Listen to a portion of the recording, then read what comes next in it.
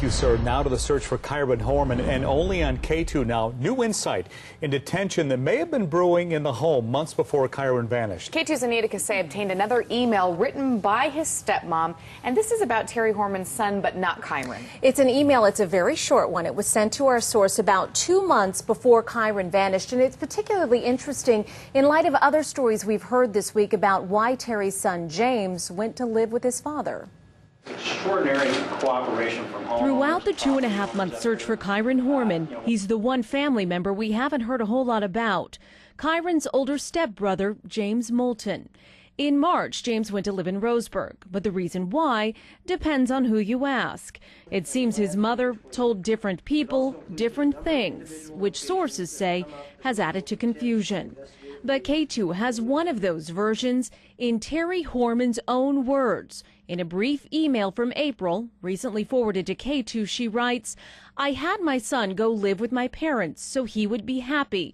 Went from D's to straight A's within 1 month of being away from Kane." That's consistent with what James's father told Willamette Week, adding the 16-year-old had been acting out a bit and was butting heads with his stepfather. But Kane told the Oregonian that their relationship was typical, and it was Terry and her son who didn't get along. He was often the mitigator between the two of them. That's not what Terry's friend from 24 Hour Fitness, who testified before a grand jury Monday, said they heard. In the weeks before Kyron disappeared, that person said Terry was upset, telling them her husband forced her son to move out.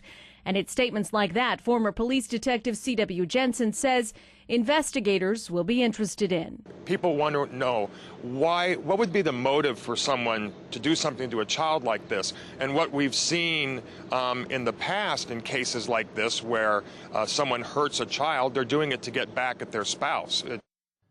Sources at the courthouse will not confirm whether they're looking at this alleged rift between Terry and Kane as a motive for Kyron's disappearance. We did try to contact James's father and his stepfather, Kane. We've sent them both emails and are waiting to hear back. It's important to think about the other children involved in this whole case and this whole story as it unfolds. Thank you, Anita. Earlier in the day, investigators gave us a detailed timeline of where the white truck Terry Horman was driving may have been on June 4th, the day Kyron disappeared.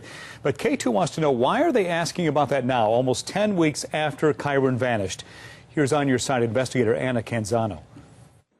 Investigators want to ID the person who was in or near the Horman's F-250 truck between 8:15 and 8:45 the morning Kyron disappeared. A witness or witnesses have come forward and provided us with information about a person or persons associated with that pickup truck. They aren't confirming the person as Dee Dee Spicer, but they do know she was supposed to be working on a farm nearby that morning.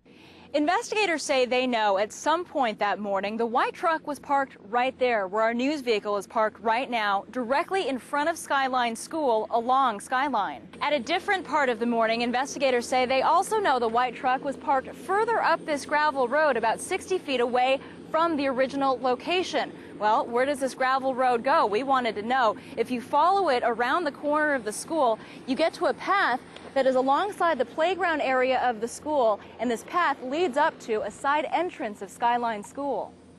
And just so you get the full perspective, anybody that was up here on the main grounds of the school for the science fair wouldn't have been able to see anything that was happening down below, not the white truck and not the gravel road leading up to the side of the school.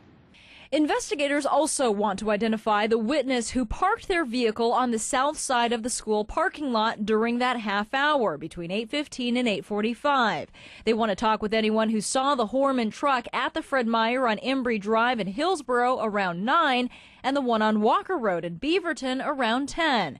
After that, they want to hear from anyone who saw the white truck traveling on these roads east of Kyron School, Skyline between approximately Newberry and Springville roads, and on or around Germantown Road and or Old Germantown Road. Anna Canzano, KATU News. And stay with KATU for continuing coverage of the search for Kyron. You can also go to KATU.com to watch today's news conference and find that tip line.